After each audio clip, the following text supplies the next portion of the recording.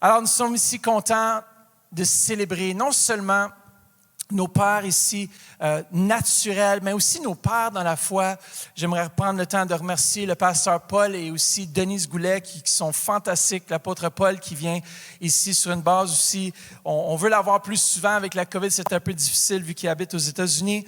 Mais on lui souhaite aussi, on est content de les avoir, des pères dans la foi qui nous montrent la voie. Et aussi le prophète Charlie Sweet et l'apôtre Mike et aussi l'apôtre Jean. On vous remercie d'être là, d'être pour nous, de nous encourager, d'être toujours là à nous appuyer. C'est ça un papa. Des fois, on ne le voit pas, mais on sait qu'il est là, puis on sait quand il n'est pas là, non, aussi. Alors, merci à tous nos pères. Je sais qu'on a certains papas ici ce matin aussi. Alors, bonne fête des papas. On est content de vous avoir en ce lieu. Ce matin, vous savez, j'aimerais partager un thème très, très particulier ce matin. Le titre de mon message, c'est « Caritas Pater ». Dis avec moi à la maison « Caritas Pater », qui veut dire en latin « l'amour du Père ». Et on a un papa qui nous aime tellement. Et vous savez que notre Père est tellement merveilleux. Il est là en tout point de vue. Jamais je n'ai manqué de ressentir sa présence lorsque j'en avais besoin parce qu'il est un papa présent. Il est un caritas. On ressent le caritas pater, cet amour du Père. Et vous savez, ce matin, j'aimerais partager quelques points avec vous qui nous aident à comprendre et à voir que notre papa nous aime, peu importe ce qu'on fait, peu importe ce qu'on a fait. Vous savez quoi? Il n'y a rien que vous allez faire de plus pour qu'il vous aime davantage, mais chacun d'entre nous, nous avons une vision de Dieu très différente. Pour une personne qui a vécu dans un foyer où est-ce que le père est un peu dictateur, on va le voir comme un papa dictateur qui attend de nous donner des ordres. Pour un autre qui voit le père peut-être comme un papa qui va nous fouetter ou qui va nous faire du mal si on ne répond pas, mais il va se sentir que c'est un père fouettard. Alors, tout dépendant de ta vision de Dieu, peut-être que tu vois Dieu en tant que créateur de l'univers. On sait qu'il a créé l'univers. Peut-être que c'est ta vision de lui, ou peut-être que tu le vois comme un être assis sur un trône entouré d'anges. Comment est-ce que tu vois le Père? Quelle est ta vision du Père ce matin? Quelle est ta vision de Dieu ce matin? Est-ce que tu le vois omnipotent, qui ouvre la mer, qui ressuscite les morts? Est-ce que tu le vois peut-être ou tu le reconnais peut-être comme quelqu'un qui est loin, loin, loin, assis sur un nuage avec la barbe blanche d'un vieillard qui a la voix de Morgan Freeman? Est-ce que tu le vois peut-être comme une figure sainte, inapprochable, qu'on ne peut pas toucher, qu'on ne peut pas voir, sinon on va mourir? Ou quelqu'un qui, lorsqu'il te voit, il va pointer toutes tes failles, toutes tes erreurs. Vous savez, notre façon de nous approcher de Dieu dépend de notre vision de lui. Alors ce matin, quelle est ta vision? Je peux vous garantir ce matin qu'il y a une façon de connaître Dieu au travers Jésus-Christ. Et cette nouvelle façon nous permet d'être des êtres qui ne sont pas parfaits. Vous savez, on n'est pas parfait lorsqu'on vient à Christ. Et même après qu'on ait donné notre vie à Jésus, on n'est pas encore parfait. Mais notre vision de Dieu va déterminer comment on va agir avec Dieu ou comment on va réagir surtout. J'aime beaucoup Jésus lorsque les disciples lui ont demandé comment est-ce qu'on devrait prier. Et Jésus aurait pu dire, mais c'est mon Père qui est dans les cieux. Et il n'a pas dit ça, il dit notre Père. Notre Père. À la maison, notre Père, c'est tellement important de le voir et de le saisir comme un Père en premier. Jésus était tellement préoccupé qu'il voulait qu'on puisse le voir comme un Père, comme un papa. Imaginez votre papa terrestre. On peut l'approcher en sécurité. On peut l'approcher, on peut le voir et dire « Hey, papa, comment ça va aujourd'hui? J'aurais besoin de telle ou telle chose. » On a cette assurance, on n'a pas besoin de bégayer, on n'a pas besoin d'être quelqu'un de différent, on n'a pas besoin de changer notre voix parce que notre vision de Dieu doit devenir celle d'un papa et non seulement du Dieu créateur.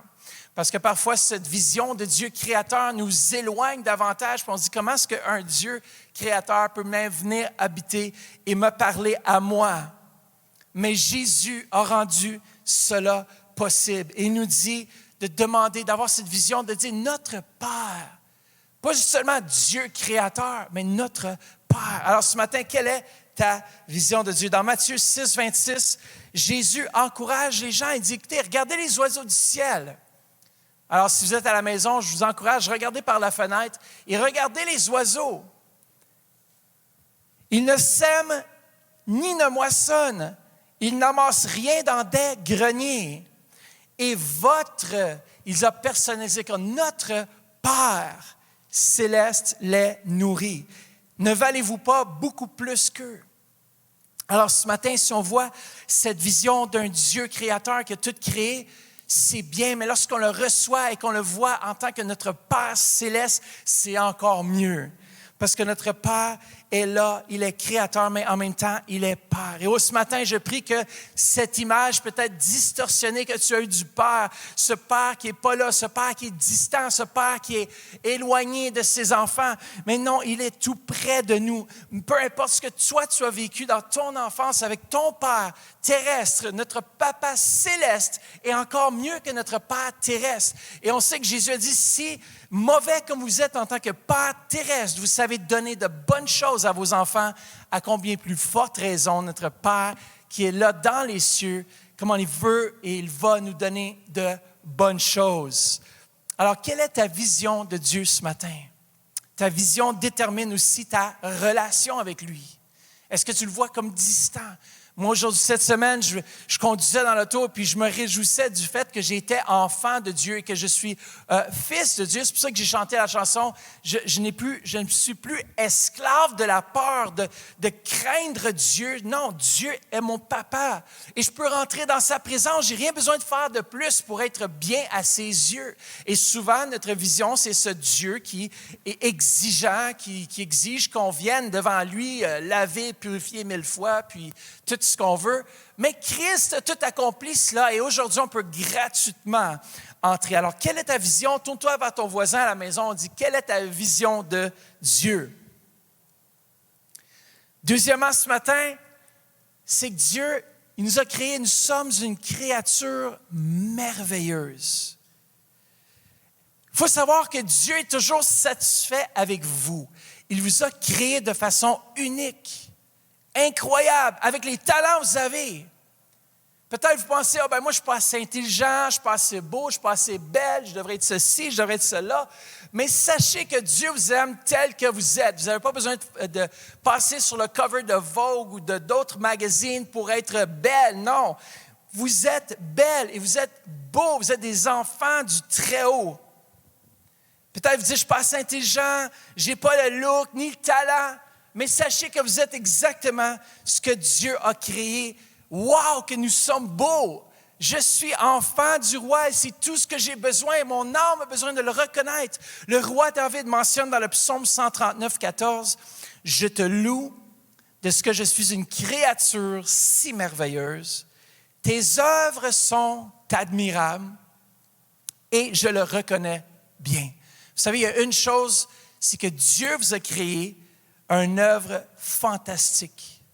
Si on pense au corps humain, si on pense à toute la technologie qu'il y a là-dedans, une technologie hyper avancée, c'est Dieu qui l'a fait. Et vous êtes le produit, le concept original que Dieu avait était vous. Vous êtes original, il n'y a pas un deuxième comme vous. Même les jumeaux identiques ont quand même des différences.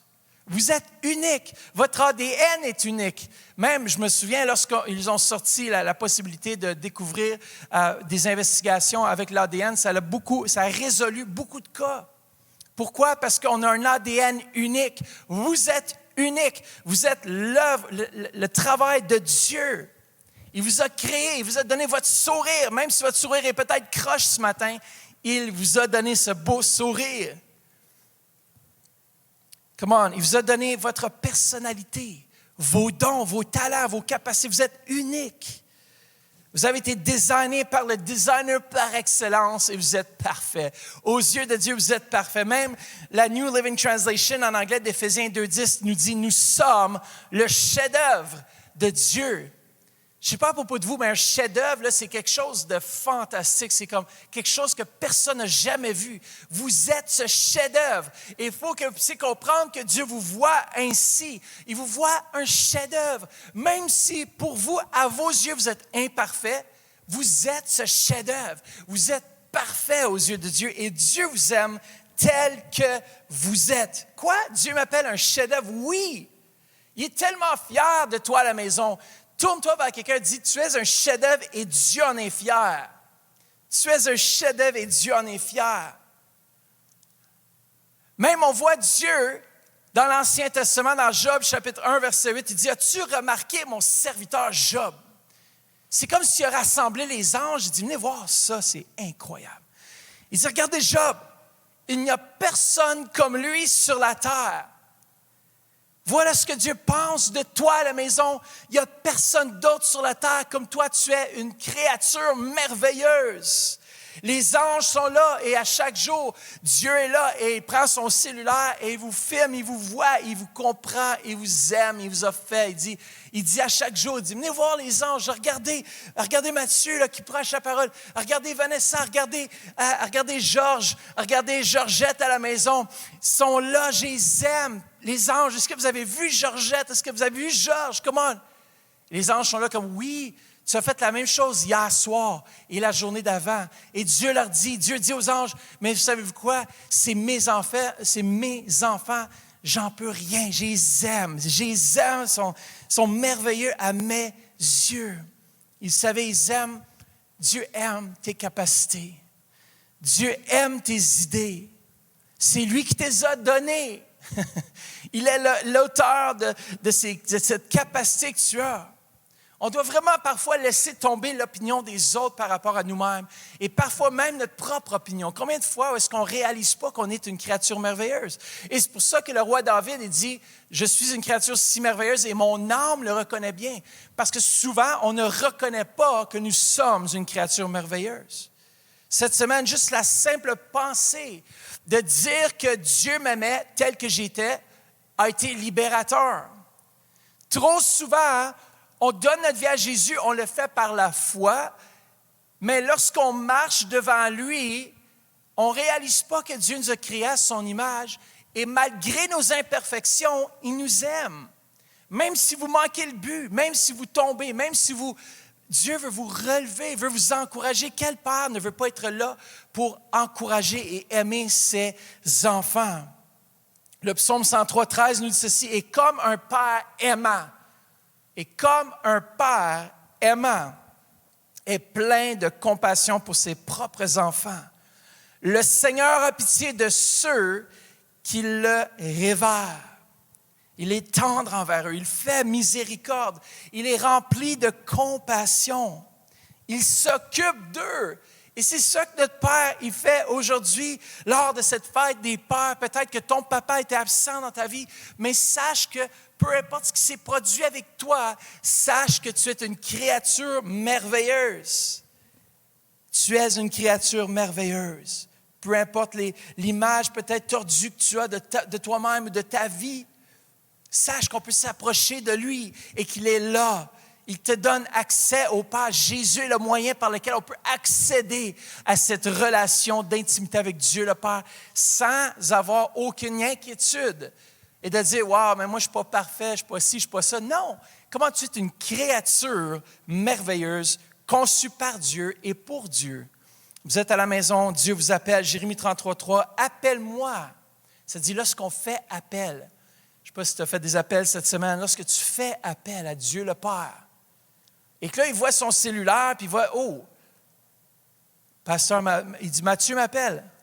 Je pense que je vais le passer au voicemail. Non. Il répond, et ça dit, appelle-moi et je répondrai. Ça ne dit pas, appelle-moi et je te passerai au voice box. Il dit, peut-être que les anges, prenez un bloc-notes, là, puis notez c'est qui, puis on va répondre plus tard. Non, Dieu répond. Il dit, appelle-moi et je te répondrai. Je t'apprendrai de grands secrets que tu ne connais pas. Et ça, c'est notre Dieu. Il t'aime. Tu es une créature merveilleuse. Dis à quelqu'un, il faut que tu aies les yeux d'un Dieu qui est merveilleux, qui est un Père qui nous aime. Dis à quelqu'un, il faut voir Dieu comme un papa. Comment? Deuxièmement, je suis sa créature. Je suis fait à son image. Je suis parfait. Dis à quelqu'un, je suis parfait, tel que je suis. Peut-être que tu as des choses en trop ou en moins, ou je ne sais pas, tu sais, il y a des choses que tu aimerais changer, modifier sur ton corps, mais tu es, aux yeux de Dieu, tu es parfait. Parfait à la maison. Troisièmement, est-ce que vous savez que Dieu aussi se préoccupe des plus petits détails? Dieu se préoccupe. Des fois, on pense qu'il y a certaines personnes qui disent « Ah, je ne veux pas achaler Dieu avec ça. Il y a de plus grands problèmes à résoudre. » Et on s'arrête parce qu'on ne veut pas donner à Dieu un mal de tête. On ne veut pas donner à Dieu... Non, écoutez bien, le Dieu est capable de supporter beaucoup plus qu'on pense. Il supporte tout l'univers. C'est lui qui a créé toutes choses. Et inquiétez-vous pas, les petits problèmes que vous avez, c'est rien. Écoutez, imaginez-vous si à chaque matin, je devais compter les cheveux de ta tête. Mais ça nous dit que Dieu connaît, dans Luc 12, 7, même vos cheveux sont tous comptés. Imaginez-vous mon père n'a jamais compté mes cheveux dans le naturel. Et moi, je n'ai jamais compté les cheveux de mes enfants. Je sais qu'il y en a beaucoup. Mais imaginez-vous, il connaît les plus petits détails. Pourquoi est-ce qu'il se préoccuperait à savoir combien de cheveux qu'il y a sur ta tête s'il n'était pas un Dieu qui t'aimait, qui était préoccupé par toi? Il est un père préoccupé par les détails. Il avait prévu chaque jour de ta vie. Psaume 139, 15 nous dit « Mon corps n'était point caché devant toi lorsque j'ai été fait dans un lieu secret, tissé dans les profondeurs de la terre. Quand je n'étais qu'une masse informe, tes yeux me voyaient.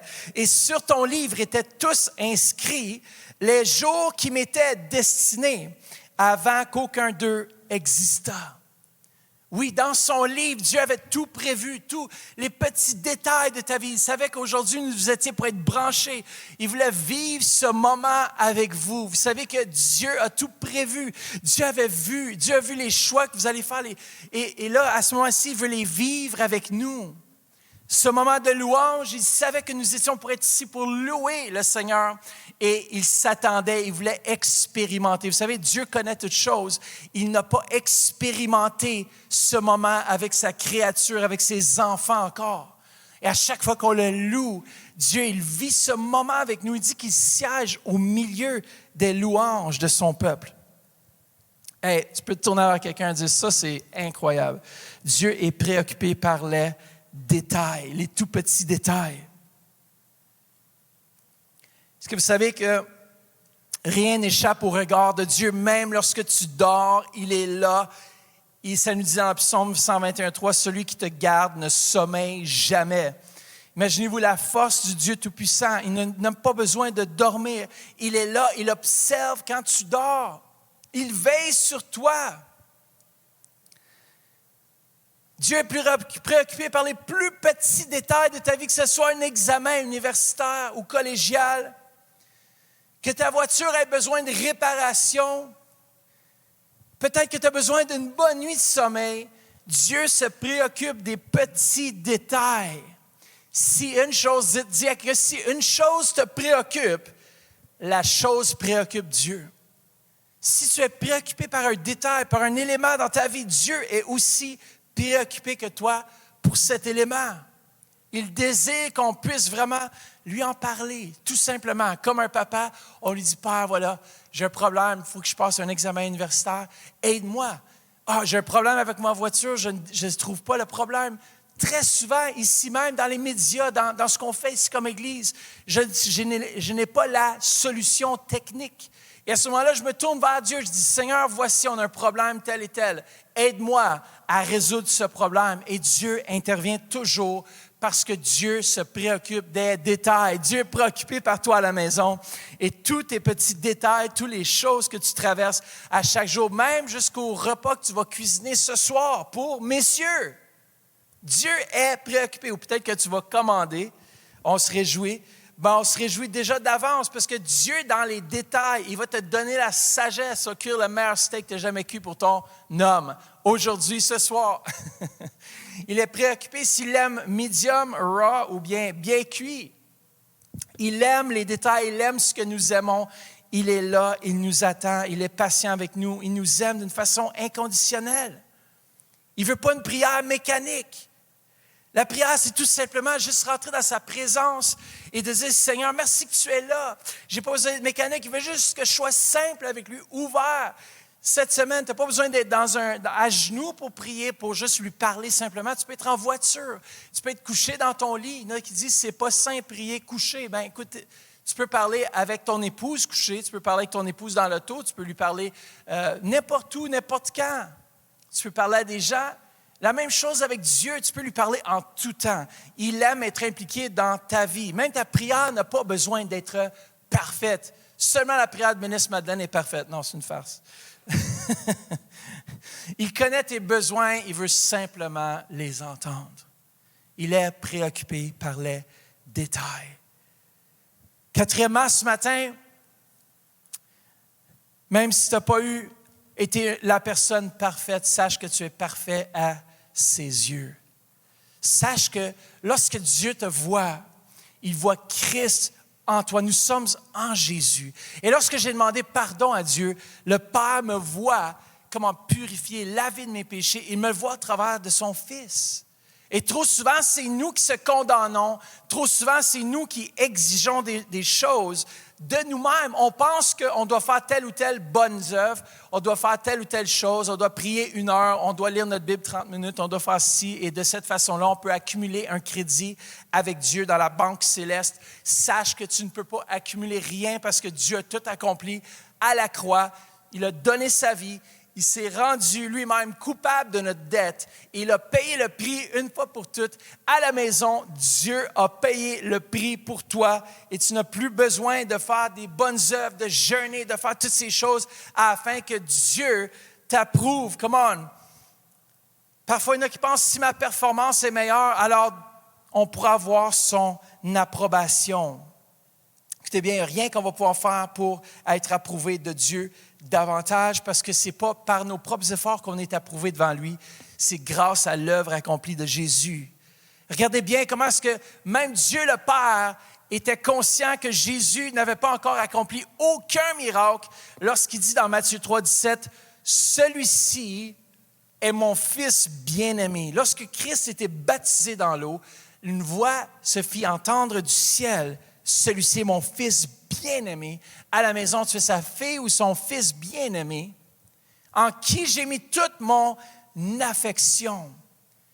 Si notre relation avec Dieu et de son amour pour nous était basée sur notre performance, et si Jésus n'avait même pas encore accompli un miracle, il n'avait pas changé l'eau en vin, il n'avait pas ouvert les yeux des aveugles, il n'avait guéri aucun malade, mais il a dit, ici c'est mon Fils et il est mon bien-aimé. Je l'aime, peu importe ce qu'il a fait ou ce qu'il va faire, je l'aime tellement tel qu'il est.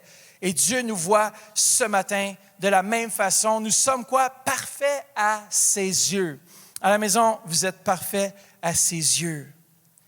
Parfois, on se dit, si seulement je pouvais être plus discipliné, plus généreux, faire de meilleurs choix. Non, comment? La vérité, c'est que Dieu se plaît avec toi, que tu sois parfait ou non à tes yeux. Ça a peu d'importance comment est-ce que je me vois, c'est comment il me voit.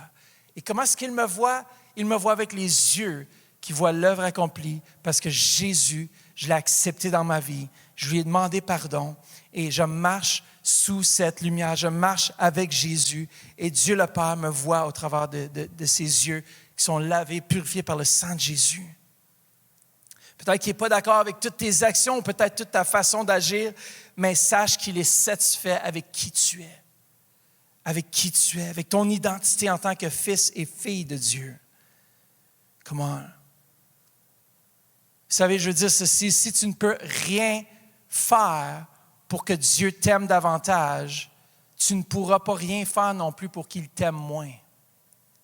Si tu ne peux pas faire rien de plus, pour que Dieu t'aime davantage, sache que tu ne pourras rien faire de moins pour qu'il t'aime moins, ou rien faire pour qu'il t'aime moins. Quand le Père te regarde, il voit Jésus racheté, pardonné, transformé.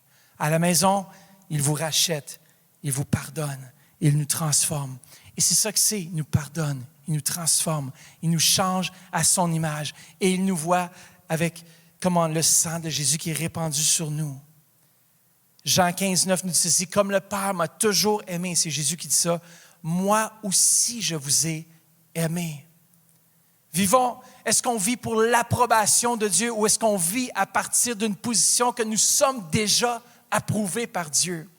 C'est deux différentes choses. Je peux travailler pour avoir l'approbation de Dieu, tandis qu'il dit, mais tu as déjà mon approbation, tu fais juste marcher, sois toi, tu es parfait, je t'aime. Et lorsqu'on réalise à quel point Dieu nous aime et qu'on n'a pas besoin d'être parfait, c'est là qu'on devient parfait. Ça dit, soyons parfaits comme notre Père céleste est parfait. C'est impossible d'être parfait sans son aide, sans qu'il intervienne. Ça fait peur même, la sainteté. Ça fait peur marcher comme Dieu le désire parce qu'on ne peut pas le faire par nos propres forces. Et dès le moment qu'on dit, OK, je ne suis pas capable d'accomplir cette vie par moi-même, je laisse Jésus maintenant m'aider à marcher. Et à ce moment-là qu'on réalise que de toute façon, on va encore manquer le but. Tu vas encore t'énerver après la personne qui va te couper la route. Tu vas encore t'énerver, oui. Puis peut-être tu vas t'énerver avec ta femme plus tard ce soir qu'elle n'aura pas cuisiné ton steak au bon degré. Mais sache que malgré cela, Dieu t'aime. Dieu t'aime. Cherchons pas l'approbation parce qu'on est déjà approuvé par Dieu. Parfois, il y en a qui vivent comme s'ils pouvaient repayer Dieu pour leur manquement. C'est impossible. On ne peut pas payer, on ne peut pas repayer une dette qui a déjà été payée. La dette a été payée par Jésus et on ne peut pas nous la repayer à nouveau. Il a payé le prix. Amen. Et aujourd'hui, tout ce qu'on doit faire maintenant, c'est de s'approcher de Dieu avec assurance. Hébreux 4,16 nous dit ceci. Approchons-nous donc de son trône de grâce avec une grande confiance. Lorsque je me présente devant mon Papa céleste, je peux m'avancer avec une confiance. Est-ce que ça dit approche-toi du trône de la grâce avec une grande peur? Non, avec une grande confiance. C'est le trône de la grâce. Avec une libre et joyeuse assurance. Une assurance. Dieu nous témoignera sa bonté et sa grâce. Et nous obtiendrons le secours nécessaire au bon moment. Aujourd'hui, ce Dieu qui est plein de miséricorde, ce Dieu qui est plein de compassion, il est là et il ouvre ses bras pour te recevoir. Comment tu es digne. Tu es digne. Imaginez-vous, pour un instant, vous êtes papa et vous dites à votre fils, ne monte pas dans l'arbre si je ne suis pas présent parce que c'est dangereux. Et tout à coup, le fils monte en haut de l'arbre pendant que le papa est à l'intérieur de la maison. Et tout à coup, le fils tombe et s'accroche par un bras à la branche et commence à crier, « Papa, papa, viens à mon secours. » Quel papa, dans sa compréhension, va sortir dehors, regarder son fils et dire, « Je te l'avais dit, hein? Je te l'avais dit, garde, là, t'es mal pris, hein? » Qu'est-ce que le papa va faire? Il va courir vers son enfant. Il va essayer de l'attraper. Il va essayer de trouver un moyen de le secourir. C'est la même chose avec notre Dieu, même s'il nous dit « touche pas ci, fais pas ça », même si sa parole est claire et qu'on le fait pareil. Écoutez bien, lorsqu'on se tourne et on crie à lui, on dit « Seigneur, pardonne-moi » et qu'on revient de tout notre cœur à lui, il est là, il nous accepte, il nous reçoit parce qu'il est un bon papa. Ce matin, j'ai une bonne nouvelle pour toi à la maison, c'est qu'il est un bon papa et il t'aime. J'aime beaucoup l'histoire dans Luc chapitre 15. Jésus nous raconte l'histoire de ce jeune homme, de ce fils cadet qui a pris son héritage, qui était dans un pays étranger, qui a dépensé tous ses biens avec ses amis. Il avait tout pris l'héritage qui lui revenait. Il avait tout dépensé, tout gaspillé. Et ça nous dit qu'il y a une famine qui survint sur le pays. Et tout à coup, tous les amis qu'il avait, ils n'étaient plus là. Ils étaient tous partis. Et ce jeune fils se retrouve à manger ou à nourrir des cochons. Même lui-même ne pouvait pas manger comme les cochons, il mangeait tellement bien.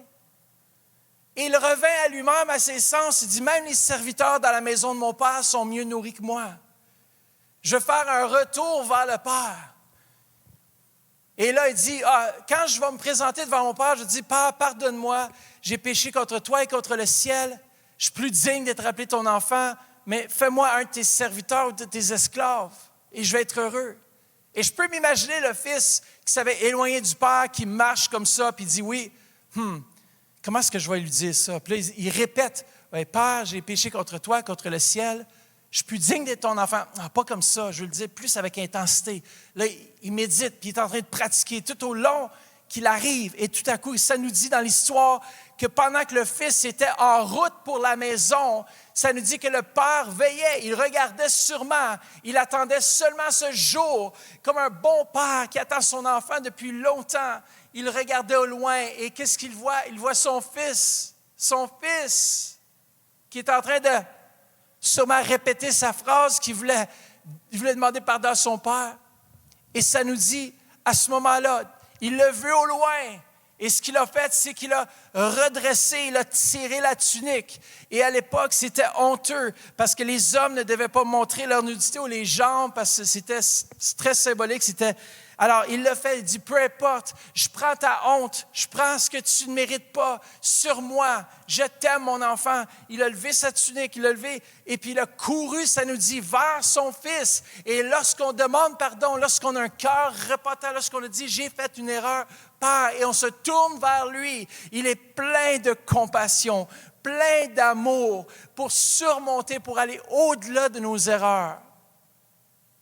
Et c'est ce qu'il a fait avec son fils. Ça nous dit même que son fils, au moment où il disait, Père, j'ai péché contre toi et le ciel. Je ne suis pas digne d'être appelé. Là, il avait répété cette phrase, il l'avait bien conçue, bien dirigée, bien cadrée. Et son père, on voit qu'il l'a complètement ignoré. Il n'a pas écouté cette phrase. Parce qu'il nous dit, mettez-lui l'anneau au doigt et revêtez-le. Aujourd'hui, mon fils qui était perdu est retrouvé. Célébrons, tuons le veau grand. Regardez ce qu'il a dit dans Luc 15, 20. Il dit, comme il se trouve encore à une bonne distance de la maison, son père l'aperçoit. Il est pris d'une profonde pitié pour lui. Il court à la rencontre de son enfant et se jette à son cou et l'embrasse longuement. Et on voit après que le père prépare un festin. Ce matin, on peut préparer ce festin. Dieu nous a préparé un festin. Tous les papas, ce matin, Dieu est là et il court vers nous. Lorsqu'on se tourne vers lui, il est un bon père. On doit le voir comme tel. Il est un bon papa. Premièrement, quelle est ta vision de Dieu? Quelle est ta vision ce matin de ce Père céleste? Deuxièmement, sachez que vous êtes une créature merveilleuse, faite à son image. Troisièmement, que votre Père est préoccupé avec les détails de ta vie. Tu as juste à lui présenter. Il se préoccupe de toi. Et quatrièmement, c'est que tu es parfait à ses yeux, comme ce fils prodigue qui ne méritait pas.